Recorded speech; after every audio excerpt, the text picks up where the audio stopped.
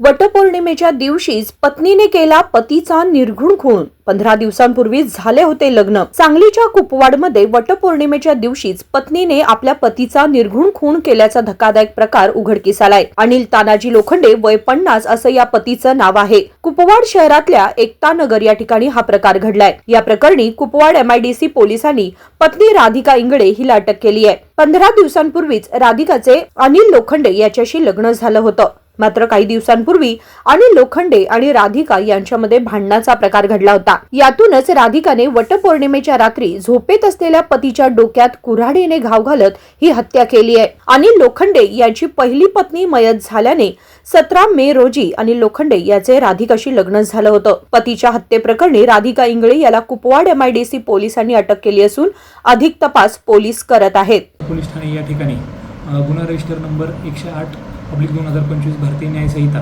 कलम 103(1) याप्रमाणे गुन्हा दाखल आहे। यामध्ये फिर्यादी मुकेश मोहन लोखंडे यांनी फिर्याद दिलेली आहे। यामध्ये फिर्यादीचे चुलत काका अनिल तानाजी लोखंडे हे मयत झालेले आहेत। तर अनिल तानाजी लोखंडे आणि त्यांची पत्नी राधिका अनिल लोखंडे यांच्यामध्ये दिनांक 11/6/2025 रोजी रात्री 12:30 वाजता कौटुंबिक कारणातून वाद झाली आणि त्याचं परिवर्तन मध्ये राधिका अनिल लोखंडे यांनी त्यांना कुऱ्हाडीनं मारहाण करून त्यांचा खून केलेला आहे। यामध्ये आरोपी राधिका अनिल लोखंडे यांना ताब्यात घेऊन पुढील कारवाई सुरू केलेली आहे आणि पुढील तपास चालू आहे। SBN मराठी, सांगली।